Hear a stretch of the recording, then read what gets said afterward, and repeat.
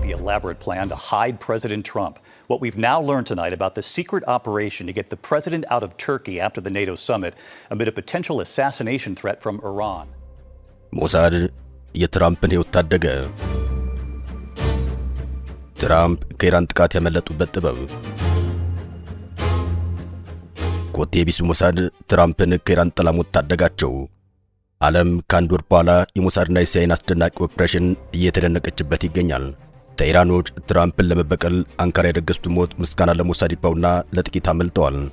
በእርግጥ ይህ ከመሆኑ በፊት የእስራኤል ሞሳድ ኢራን ትራምፕን ለመግደል እያሴረች መሆኑን ደርሼበታለሁ በማለት ለነጩ ቤተ መንግሥት አለቆች አሳውቆ እንደነበር ይታወሳል። ይህ መረጃ በሁለቱ ሀገራት መካከል የነበረውን የ60 ቀናት የተኩስ አቁም ስምምነት አደጋ ላይ በወደቀበት ብሎም ውጥረት በነገሰበት ወቅት መሆኑን ተከትሎም ተጨማሪ ስጋት ፈጥሮ እንደነበር ይታወሳል። አሜሪካ ኢራን ትራምፕን ለመግደል ስላላት ዕቅድ ተከታታይ መረጃዎች ስታገኝ ብትቆይም በወቅቱ ከእስራኤል የተገኘው መረጃ ግን ሙሉ በሙሉ አዲስና የተለየ ሴራን የሚያመላክት ነው ተብሏል።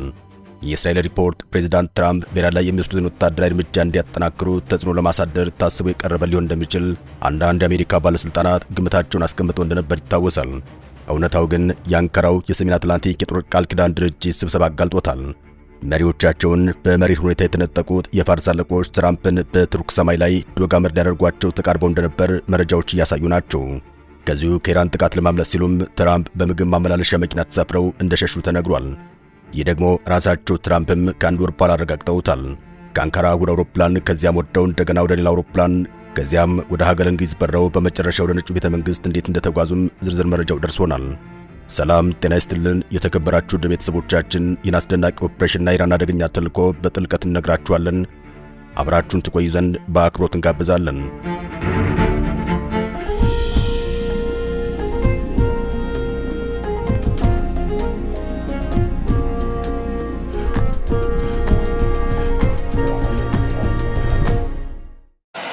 Tonight, new details of the elaborate operation by the Secret Service to covertly swap President Trump's plane. በሞሳድ ክትትል ከኢራን ጥቃት የተረፉት ዶናልድ ትራምፕ።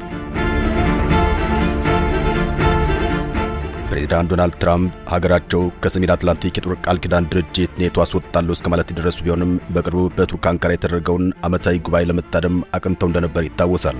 ፕሬዝዳንቱ ለኤርዶዋን አሉት በተባለው መረጃ መሰረት በአንካራ በሚካሄደው የኔቶ ስብሰባ ላይ ላንተ ስል ብቻ አገኛለሁ ማለታቸውን ብዙዎችን ሲያነጋግር ቆይቷል።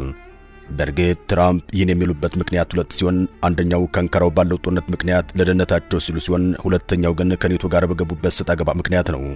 ዞሮ ዞሮ በኃይለኛ ጥበቃ ታጅበው አንካራ የደረሱ ዶናልድ ትራምፕ ስብሰባው እንዳለቀ ግን ለመመለስ የነበረው ስጋት እጅግ ፈታኝ እንደነበር ተነግሯል።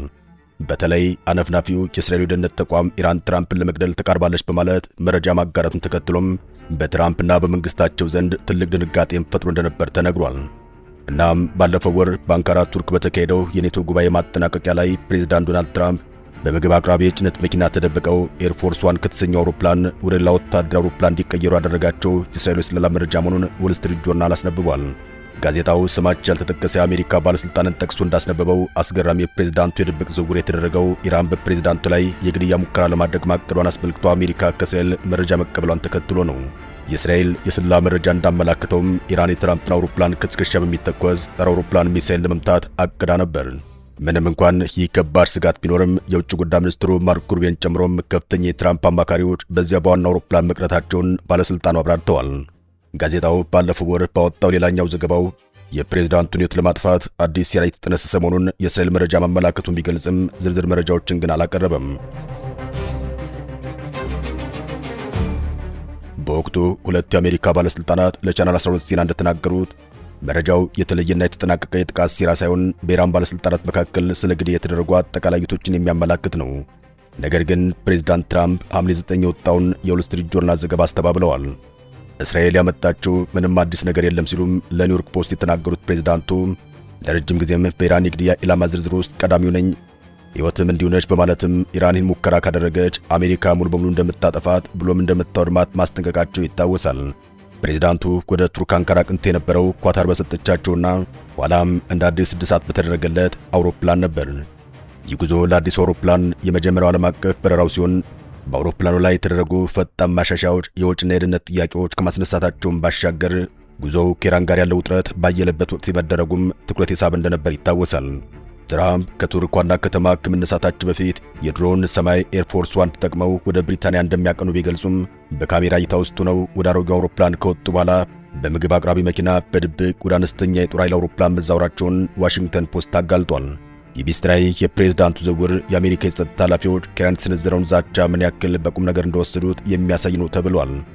ኢራን እንደ አውሮፓውያን አቆጣጠር በ2020 ጀነራል ቃሲም ሱሌማኒ በአሜሪካ ከተገደሉባት ጊዜ ጀምሮ ፕሬዝዳንቱን ለመግደል በይፋ ስዝት እንደነበር ይታወሳል። በቅርቡም የጠቅላይ መሪው አያቶላ አሊ ከሚኒ ሞት ተከትሎ በተካሄደው የሐዘን መግለጫ ላይ የፕሬዝዳንቱ ሞት በስፋት ሲጠየቅ ተደምጧል። ከዚህ ኢራን እቅድ በተጨማሪም ትራምፕ ላይ የተለያዩ ግድያ ሙከራዎች ተደርገዋል። ባለፈው ወር በዋይት ሃውስ በተካሄደው የኤፍሲ ስፖርታዊ ዝግጅት ላይ ትራምፕን ምክትል ፕሬዝዳንት ጄዲ ቫንስን ትሪሊየነሩን ኤለን መስክንና በስፍራ ያልነበሩትን የእስራኤል ጠቅላይ ሚኒስትር ቤንያሚን ኔታንያሁ የተባሉ ከፍተኛ ባለስልጣንን ለመግደል አሲረዋል በተባሉ 8 ግለሰቦች ላይ የሽብርና የግድያ ሴራ ክስ መመስረቱ ይታወሳል። የፕሬዝዳንቱ የድብቅ ዝውውር የተካሄደውም ኢራንና አጋሮቿ ፕሬዝዳንቱ በሚሳፈሩበት አውሮፕላን ላይ ሚሳኤል ጥቃት ለማድረስ ማቀዳቸውን የሚያሳይ ተአማኒነት ያለው መረጃ ለአሜሪካ የስለላ ተቋም መድረሱን ተከትሎ ነው። ፕሬዝዳንቱ በኔቶ ጉባኤ ላይ ራሳቸውን ኢራን ቀዳሚ ኢላማ በማድረግ ጠርተው እንደነበር ይታወሳል። ክስተቱ በዕለቱ የተፈጸመው ፕሬዝዳንቱ በካሜራ እይታ ውስጥ ሆነው ወደ አሮጌው ኤርፎርስ ዋን አውሮፕላን መወጣጫ ደረጃ ከወጡ በኋላ ነው። ሆኖም ግን አውሮፕላን ውስጥ እንደገቡ ማንም ሳያቸው በሌላኛው በር በኩል በምግብ አቅራቢ መኪና ተደብቀው በመውረድ በአቅራቢያው ወደ ነበረ ሌላኛው የአሜሪካ መንግስት አውሮፕላን ተዛውረዋል።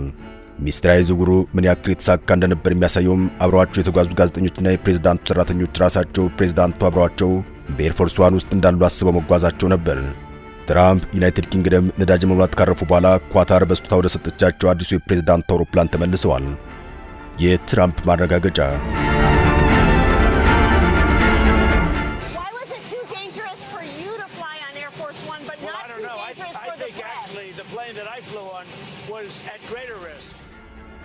ፕሬዝዳንት ዶናልድ ትራምፕ እኔ የምመራው በሚስጥር አገልግሎትና በወታደራዊ ክፍል ነው። በሌላ አውሮፕላን በሌላ በረራ እንዲሄድ ፈልገው ነበር። እነሱ ያሉኝ ማድረግ ብቻ ነው ያለብኝ ሲሉም ትራምፕ ለጋዜጠኞች ተናግረዋል። በማታለያነት በተጠቀሙበት አውሮፕላን ውስጥ የቀሩትን ሰዎች ለአደጋ አጋልጦ እንዲጓዙ ተደርጎ ይሆን በሚል ጥያቄዎች ቢነሳም ፕሬዝዳንቱ ግን እንዲያውም እሳቸው የተሳፈሩበት ወታደራዊ ጀት የበለጠ አደጋ ላይ እንደነበር ተናግረዋል። የአሜሪካ ባለስልጣናት ኢቢሲ አሜሪካ አጋር ለሆነው ሲቢኤስ ኒውስ እንደገለጹት ኢራን በአውሮፕላኑ ላይ ሚሳኤል ለመተኮስ ስለማቀዷ ታማኝነት ያለው ስጋት ደርሷቸው እንደነበር ገልጸዋል። ኒውዮርክ ታይምስ እንደዘገበው ከሆነ በኔቶ ጉባኤ አቅራቢያ ከትከሻ የሚተኮስ ሚሳኤል የያዘ ሰው ስለመታየቱ የአሜሪካ የስለላ ድርጅት መረጃው ነበረው።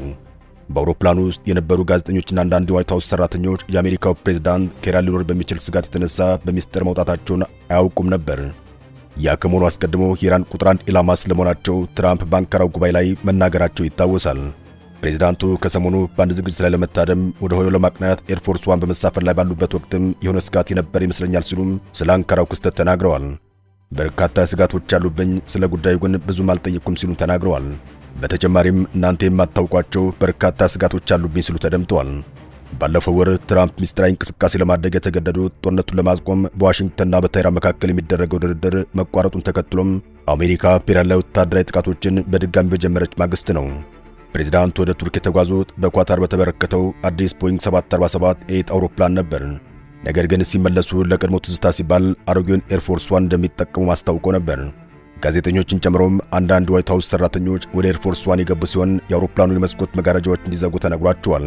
ያም ሆኖ ግን ፕሬዝዳንቱ በአውሮፕላኑ ውስጥ ስላለመኖራቸው መረጃ አልነበራቸውም። በአውሮፕላኑ ውስጥ የነበረ አንድ የሚዲያ ባለሙያ የመስኮት መጋረጃዎችን ዝቅ አድርገው እንዲቆዩ ሲነገራቸው ነገሩ እንግዳ እንደሆነባቸው ተናግረዋል።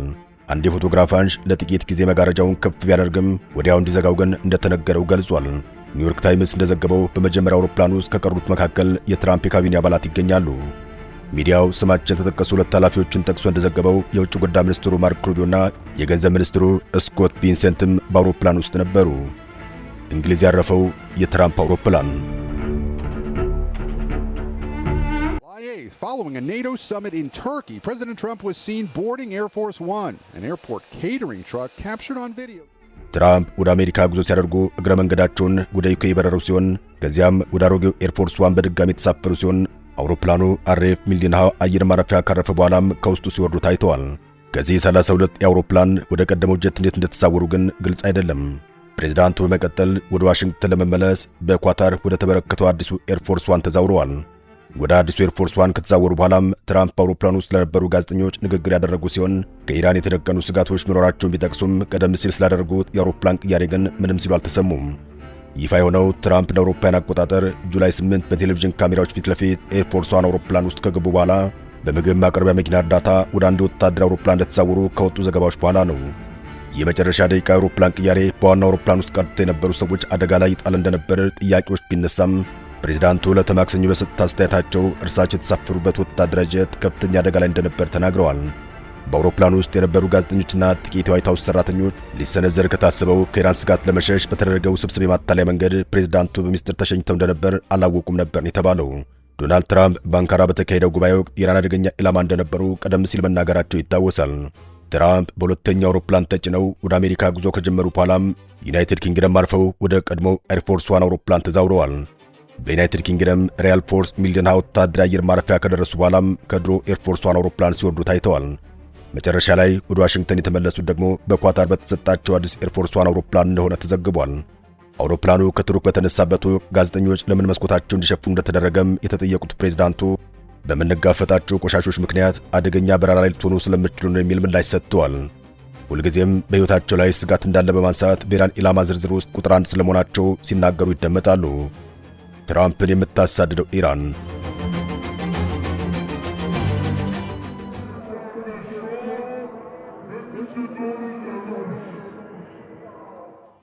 የኢራን የቀድሞ ጠቅላይ መሪ አያቶላ አሊ ካሚኔ ቀብር ስነ ስርዓቱ ሐዘን ከመግለጽ ባለፈም በአሜሪካው ፕሬዝዳንት ዶናልድ ትራምፕ ላይ የበቀል እርምጃ እንዲወሰድ የሚጠይቁ መልእክቶች በስፋት የተደመጡበት እንደነበር ይታወሳል። የኢራን ፖለቲካዊና ሃይማኖታዊ መሪዎች ለካሚኔ ሞት ተጠያቂ የሆኑ አካላት ላይ የአጸፋ እርምጃ መውሰድ ብሔራዊ ግዴታ መሆኑን ሲናገሩ የተደመጡ ሲሆን የአገሪቱ መገናኛ ብዙሃንም ይህን በሰፊው ዘግበውታል። ይህ የፖለቲከኞች የበቀል እርምጃ ጥሪ አገሪቱ ከአሜሪካ ጋር በዲፕሎማሲያዊ ንግግር ውስጥ ያለችው ኢራን ከካሚኔ በኋላ በየትኛው አቅጣጫ ልትጓዝ ትችላለች የሚል ጥያቄ አጭሯል። ለኢራናውያኑ ሞት ተጠያቂ ናቸው ያላቸውን አካላትም ሰማያዊ የሞት ጽዋን አትጎነጩም ሲሉ ዝተዋል። ይህ ከአዲሱ የኢራን ጠቅላይ መሪ የተሰማው መግለጫ በአባታቸው ሞት የተሰማቸውን ጥልቅ ሐዘን ከመግለጽ ያለፈ ነው። መልእክቱ በሽኝት ስነ ስርዓቱና በቀብሩ ወቅት የታየው ስሜት ነጸብራቅ ነው። በአገሪቱ ሰሜን ምስራቅ በምትገኘው ማሻድ ከተማ የተካሄደው የካሚኔ ቀብር ስነ ስርዓት በፖለቲካ ቅስቀሳ የታጀበ እንደነበር ይታወሳል። የአገሪቱ ብሔራዊ መገናኛ ብዙሃንም በቀልን የሚጠይቁ ሐዘንተኞች መፈክር ሲያሰሙ በተደጋጋሚ አሳይተዋል።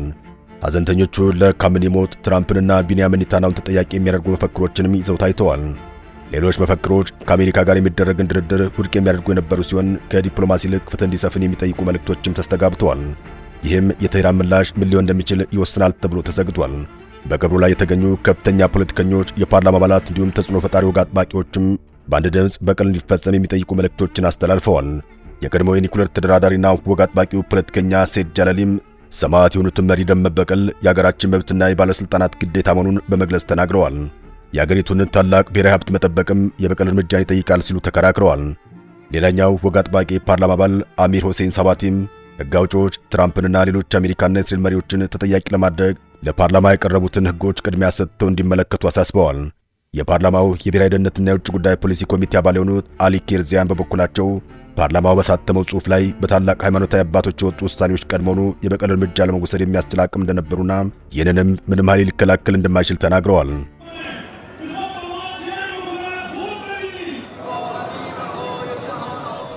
እነዚህ መልእክቶችም በተለያዩ ከተሞች በተደረጉ የአርብ ጸሎቶች ላይ ተስተጋብተዋል። በማሻድ ወግ አጥባቂ ሃይማኖት አባት የሆኑት አህመድ አላሙልሁዳ ሰማዕት የሆኑትን መሪ ደም መበቀል ሁልጊዜ ፍላጎቱ ነው መቆየት እንዳለበት ለመመናቸው ተናግረዋል። በቡሻየር የሚገኙት ሌላኛ የእምነት አባት የሴፍ ጀማሊም ዜጎች የበቀል እርምጃ እንዲወሰድ እየጠየቁ እንደሆነ በመግለጽ ጥሪው እስኪፈጸም ድረስ ጥያቄያቸው እንደሚቀጥሉ ቃል ገብተዋል።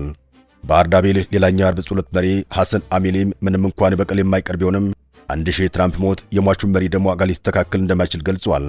አክራሪ ጋዜጠኞችና ከመንግስት ጋር ግንኙነት ያላቸው መገናኛ ብዙሃን መልእክቱን የበለጠ አጉልተውታል። የጋዜጦቹ ርዕሰ አንቀጾች የበቀል እርምጃዎችን የአገሪቱ ሕዝብ ዋና ፍላጎት አድርገው ሲገልጹ ታይተዋል። ሚዲያዎቹ ደግሞ ቀይ ባንዲራ ይዘው የበቀል ጥሪ የሚያሰሙ ሐዘንተኞችን ምስል በተደጋጋሚ አሳይተዋል።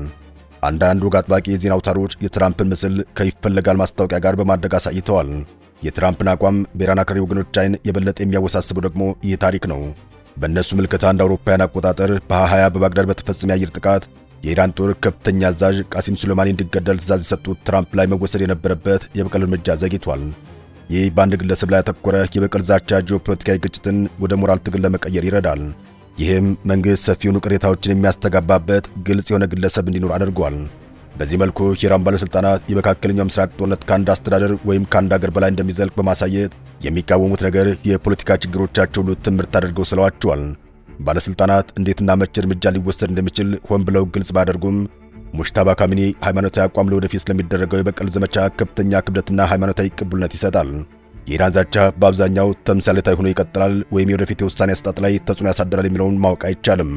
ሆኖም ግን የአዲሱን ጠቅላይ መሪ መግለጫ ከሃይማኖታዊ መልእክቶችና ከከፍተኛ ባለስልጣናት ብለውም ከመንግስት መገናኛ ብዙሃን ከተሰሙ መልእክቶች ጋር በማጣመር እስላማዊ ሪፐብሊክ በቀልን ከካሚኒ በኋላ ባለ ፖለቲካ ውስጥ ወሳኝ አካል አድርጎታል።